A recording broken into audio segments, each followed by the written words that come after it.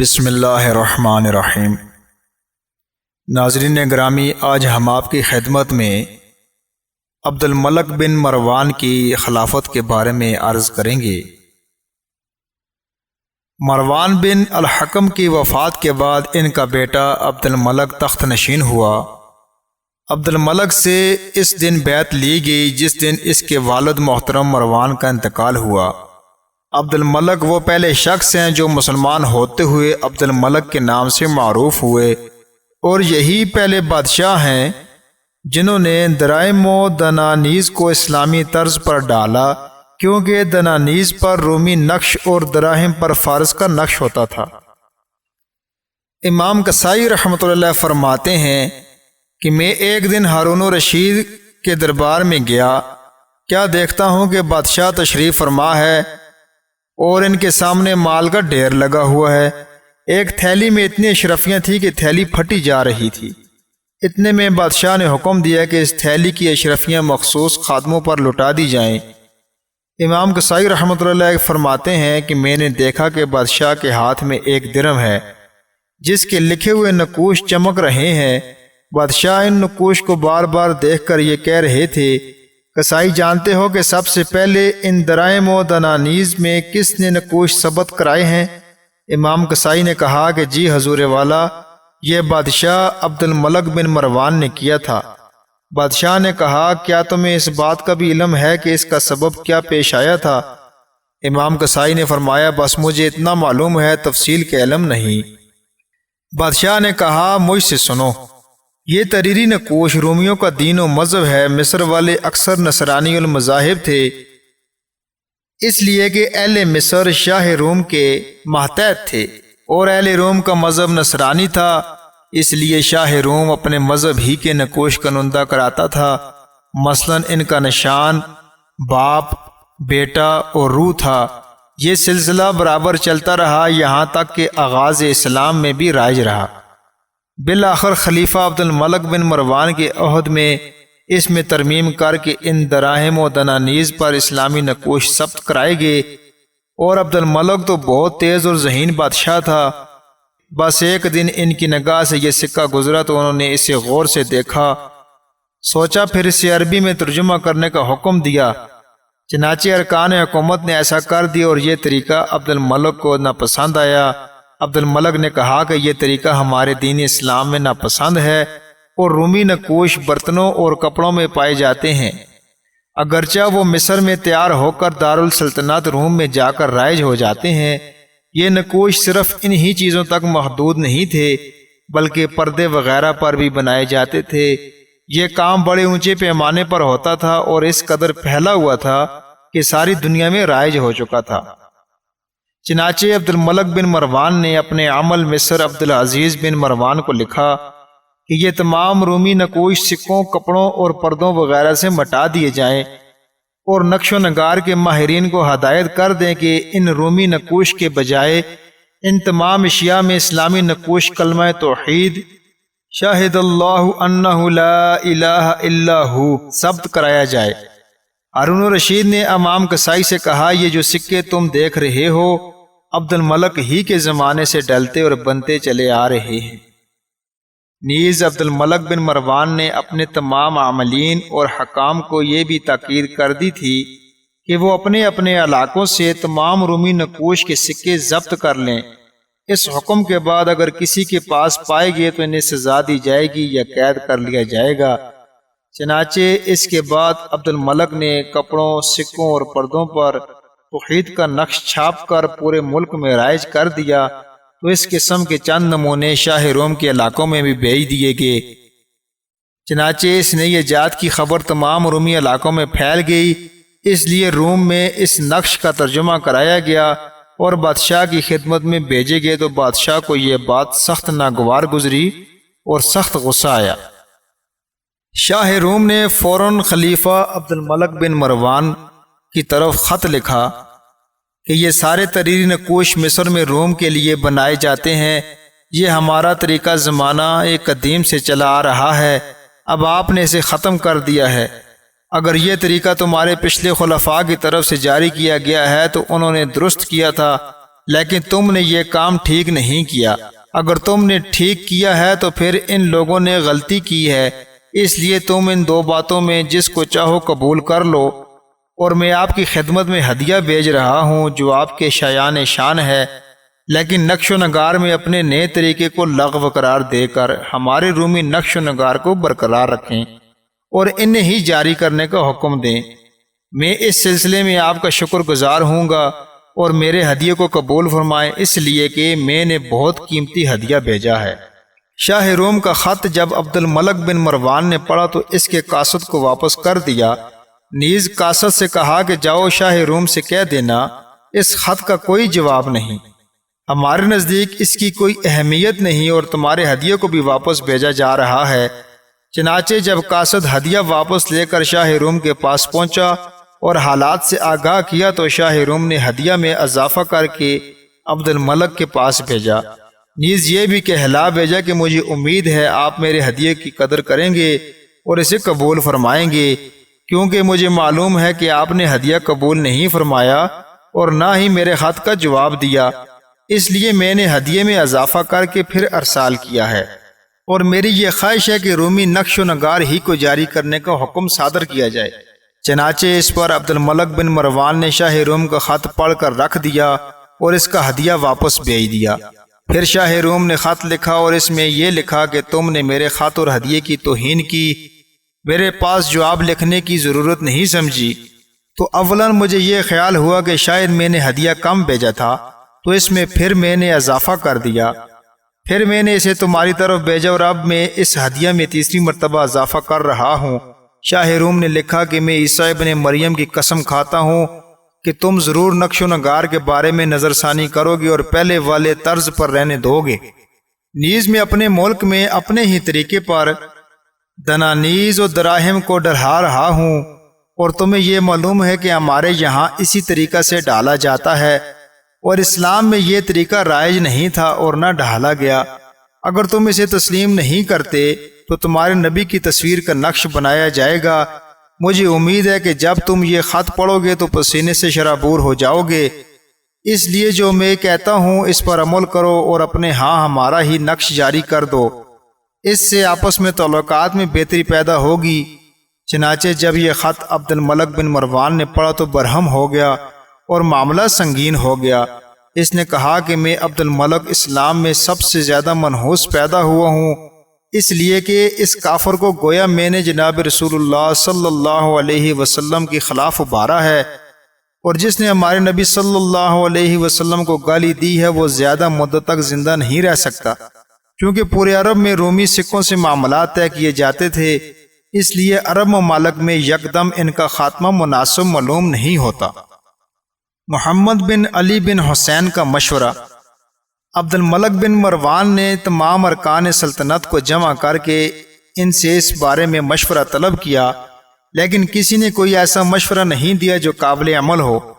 البتہ روح بن زمباہ نے کہا، میری سمجھ میں یہ بات آتی ہے کہ ایک شخص سے کچھ معاملہ حل ہو سکتا ہے، کیا آپ لوگ اس پر عمل کرنے کے لیے تیار ہوں گے؟ عبد الملک نے پوچھا، بتاؤ وہ کون ہے؟ اس نے کہا، اہل بیت کا ایک شخص باقر ہے۔ عبد الملک نے کہا، تم نے بالکل سچ کہا ہے۔ چنانچہ عبد الملک نے مدینہ منورہ کے عمل کو لکھا کہ میں ایک شخص محمد بن علی بن حسین کی نشاندہی کرتا ہوں، تم انہیں 1,00,000 درہم تیار کرنے کے لیے دے دو اور 3,00,000 اخراجات کے لیے دے دو، اور انہیں بما ان کے صحاب کے یہاں آنے پر آمادہ کرو۔ چنانچہ محمد بن علی کی آمد تک شاہ روم کے قاصد کو قید کر دیا گیا۔ چنانچہ جب محمد بن علی تشریف لائے تو ان کو ان حالات کی خبر دے دی گئی۔ محمد بن علی نے یہ مشورہ دیا، یہ کوئی بڑی بات نہیں ہے، اس لیے کہ 2 باتوں میں سے ایک بات کا ہونا ضروری ہے۔ اول یہ کہ اللہ تعالیٰ اس شخص کو کبھی معاف نہیں فرمائے گا جس نے نبی اکرم صلی اللہ علیہ وسلم کی گستاخی کی اور دھمکی بھی دی۔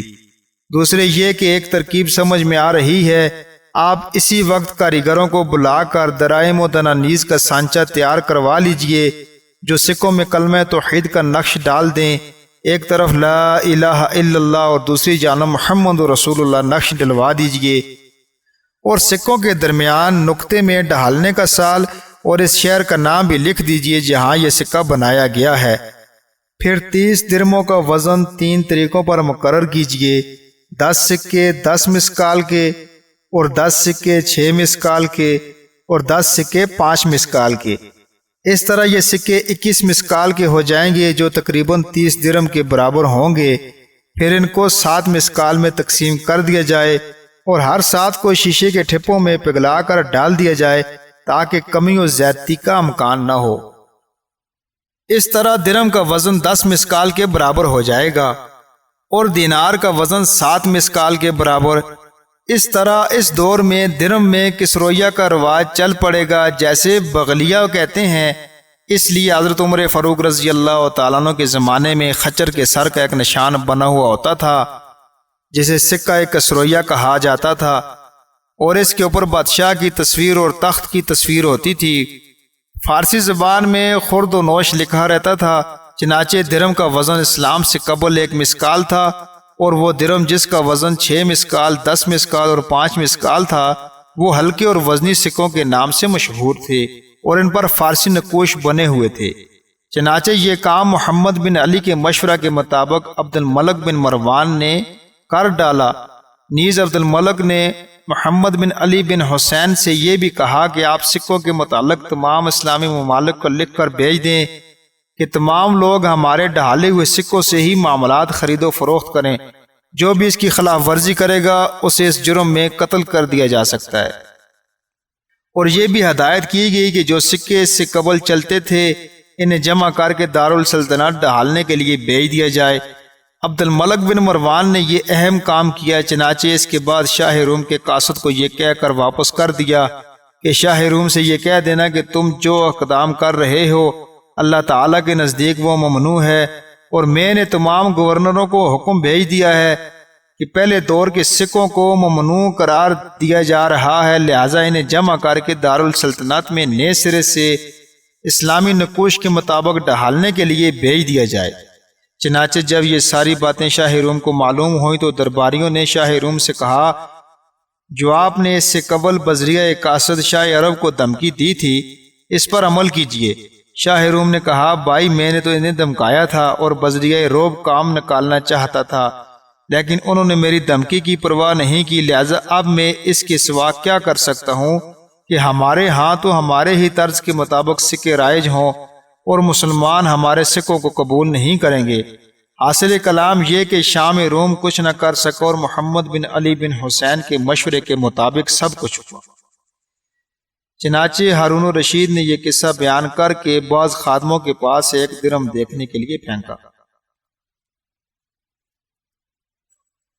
خلافت کے لیے سیدنا عبداللہ بن زبیر رضی اللہ تعالیٰ عنہ کی تیاری۔ کچھ دن بعد عبداللہ بن زبیر رضی اللہ تعالیٰ عنہ نے خلافت کا علم بلند کر دیا تو ان سے اہل یمن، اہل عراق اور اہل حرمین نے بیعت کر لی۔ چنانچہ بیعت کے فوراً بعد حضرت عبداللہ بن زبیر رضی اللہ تعالیٰ عنہ نے عراق اور اس کے ارد گرد کے علاقوں کے لیے اپنے بھائی مصعب بن زبیر رضی اللہ تعالیٰ عنہ کو نائب بنا کر روانہ کر دیا۔ چنانچہ اس وقت امت کا شرازہ مزید بکھر گیا اور اس وقت امت 2 خلیفوں میں منقسم ہو چکی تھی۔ ان میں سب سے بڑے عبداللہ بن زبیر رضی اللہ تعالیٰ عنہ تھے، لیکن عبد الملک بھی برابر مستعدی سے کام لیتے رہے۔ بالآخر عبد الملک کامیاب ہوئے۔ دونوں خلفاء کے درمیان بہت سی لڑائیاں ہوئیں۔ حضرت عبداللہ بن زبیر رضی اللہ تعالیٰ عنہ بعد میں شہید کر دیے گئے۔ ایک مرتبہ عبد الملک دمشق سے عراق کی جانب بڑھتا ہوا آ رہا تھا تو نائب مصعب بن زبیر ان سے برسرے پیکار ہو گئے، اور اس سے قبل عبد الملک نے اپنے لشکر کو چند باتوں کی ہدایت کر دی تھی۔ چنانچہ لشکر والوں نے ان لوگوں کو ذلیل و رسوا کر دیا۔ مصعب بن زبیر اپنے چند ساتھیوں کے ساتھ میدان کارزار میں بڑی دلیری کے ساتھ لڑ رہے تھے۔ وہ برابر لڑتے رہے یہاں تک کہ شہید کر دیے گئے۔ اس جنگ کے بعد عبد الملک نے عراق و خراسان پر قبضہ کر لیا۔ چنانچہ ان دونوں مقامات پر عبد الملک نے اپنے بھائی بشر بن مروان کو نائب بنا کر بھیج دیا۔ پھر دوبارہ عبد الملک دمشق واپس آ گیا۔ چنانچہ کچھ دنوں کے بعد عبد الملک نے حجاج بن یوسف ثقفی کو لشکر جرار کے ساتھ عبداللہ بن زبیر کے ساتھ جنگ کے لیے روانہ کر دیا۔ اس نے فوراً جا کر ان کا محاصرہ کر لیا، عبداللہ بن زبیر کا چاروں طرف سے راستہ تنگ کر دیا اور ان کو کوہ ابو قیس میں ایک منجنیق نصب کر دی۔ اس لشکر جرار کے محاصرے کے باوجود عبداللہ بن زبیر بڑی بہادری کے ساتھ لڑتے رہے اور لوگوں کو شکست دے دیتے تھے، اکثر انہیں مسجد کے دروازوں سے پیچھے نکال دیتے۔ یہ لڑائی اور محاصرہ 4 ماہ تک جاری رہا۔ بالآخر عبداللہ بن زبیر پر ایک زبردست حملہ ہوا اور مسجد کی برج ان پر گرا دی گئی، جس میں یہ دب کر زخمی ہو گئے۔ چنانچہ دشمنوں نے موقع پا کر ان کی گردن جدا کر دی۔ حجاج بن یوسف نے ان کے جسم کی بے حرمتی کرتے ہوئے ان کی نیش کو سولی پر لٹکا دیا۔ عبد الملک خلیفہ ہونے سے پہلے عبادت گزار، عالم اور فقیہ آدمی تھے۔ ان کی گردن لمبی، چہرہ پتلا، دانت سونے کی تار سے بندھے ہوئے تھے۔ عبد الملک بہت سمجھدار آدمی تھے، کسی پر بھروسہ نہیں کرتے تھے، نہ کسی غیر کو اہم کام سپرد کرتے تھے، بے حد بخیل تھے۔ ان کے بخل کی وجہ سے لوگ انہیں پتھر کا پسینہ، گندا منہ ہونے کی وجہ سے ابو ذباب کہتے تھے۔ عبد الملک فخر و مباحات کو پسند کرتے تھے، خون ریزی کے بے حد شوقین تھے۔ مورخ ابن خلقان کہتے ہیں کہ عبد الملک چونکہ بادشاہ تھے، جیسے اس کے اخلاق تھے وہی اخلاق اس کے ماتحت گورنروں میں منتقل ہو کر آگے تھے۔ چنانچہ عراق میں حجاج بن یوسف ثقفی، خراسان میں محلب بن ابی صفرہ، مصر میں ہشام بن اسماعیل اور عبداللہ، مغرب میں موسیٰ بن نصیر، یمن میں حجاج کا بھائی محمد بن یوسف اور جزیرہ میں محمد بن مروان سب کے سب ظالم و جابر اور خون ریز طبیعت کے حکمران تھے۔ ابن خلقان کہتے ہیں کہ محمد اور ان کے والد محترم علی بن عبداللہ بن عباس دونوں ایک مرتبہ عبد الملک بن مروان کے پاس گئے۔ عبد الملک کے پاس ایک قیافہ شناس بیٹھا ہوا تھا۔ اتنے میں عبد الملک نے قیافہ شناس سے کہا، تم ان دونوں کو جانتے ہو؟ قیافہ شناس نے کہا، میں ان دونوں کو نہیں جانتا، لیکن مجھے یوں معلوم ہوتا ہے کہ یہ نوجوان جس کے ساتھ اس کا فرزند ہے، اس کی پشت سے بہت سے فرعون پیدا ہوں گے جو زمین کے مالک ہو جائیں گے، پھر ہم میں سے یہ جس کو چاہیں گے قتل کر دیں گے۔ یہ سن کر عبد الملک کے چہرے کا رنگ متغیر ہو گیا۔ عبد الملک نے کہا، ہاں تم ٹھیک کہہ رہے ہو، اس سے قبل ایلیا کے راہب نے بھی اسی قسم کی خبر بتائی تھی اور ان کی پشت سے 13 بادشاہ پیدا ہوں گے۔ مزید اس راہب نے ان کی صفات سے بھی آگاہ کیا تھا۔ امام ابو حنیفہ رحمۃ اللہ علیہ نے ذکر کیا ہے کہ جس وقت عبد الملک مرنے لگا تو اس نے اپنے بیٹے ابو ولید کو بلا کر یہ نصیحت کی کہ اے ولید، مجھے یہ پسند نہیں کہ جس وقت میری نعش قبر میں رکھی جائے تو تم پریشان لوگوں کی طرح روتے پھرو، بلکہ تم کپڑے پہن کر تیار ہو جانا، چیتے کی کھال پہن کر کھڑے ہو جانا۔ اگر تمہاری بیعت کے متعلق کوئی بھی سر ہلا دے تو تم اسے موت کی گھاٹ اتار دینا۔ عبد الملک بن مروان کا لقب سیدنا عبداللہ بن عمر رضی اللہ تعالیٰ عنہ نے حمامت المسجد رکھا تھا، اس لیے کہ جب خلافت ان کی جانب منتقل ہوئی تو یہ مسجد میں قرآن مجید کی تلاوت میں مصروف تھے۔ حضرت عبداللہ بن عمر رضی اللہ تعالیٰ عنہ نے یہ حالت دیکھ کر انہیں حمامت المسجد، مسجد کا کبوتر کہا۔ چنانچہ عبداللہ بن عمر رضی اللہ تعالیٰ عنہ نے اس کے بعد عبد الملک کو سلام کر کے کہا، میں تم سے جدا ہو رہا ہوں۔ بعض اہل علم نے کہا کہ ایک مرتبہ سیدنا عبداللہ بن عمر رضی اللہ تعالیٰ عنہ سے سوال کیا گیا کہ اگر نبی اکرم صلی اللہ علیہ وسلم کے تمام صحابہ اکرام رضوان اللہ علیہ مجمعین روئے زمین سے اٹھ جائیں، یعنی فوت ہو جائیں، تو ہم کس سے مسائل پوچھیں گے؟ سیدنا عبداللہ بن عمر رضی اللہ تعالیٰ عنہ نے فرمایا، اس نوجوان عبد الملک سے پوچھ لینا۔ عبد الملک بن مروان کی وفات شوال 86 ہجری میں ہوئی۔ ان کی عمر کے متعلق اختلاف ہے، بعض اہل علم کے نزدیک ان کی عمر 63 سال، بعض کے نزدیک 60 سال ہے۔ عبد الملک بن مروان نے 17 اولادیں چھوڑی، جن میں سے 4 مسند خلافت پر فائز ہوئے۔ عبد الملک بن مروان کی مدت خلافت 21 سال 15 دن ہے، جس میں سے 8 سال عبداللہ بن زبیر رضی اللہ تعالیٰ عنہ سے خلافت کے سلسلے میں جنگ کرتے رہے۔ پھر بعد میں ساری حکومت عبد الملک بن مروان کے حصے میں آ گئی، یہاں تک کہ ان کا انتقال ہو گیا۔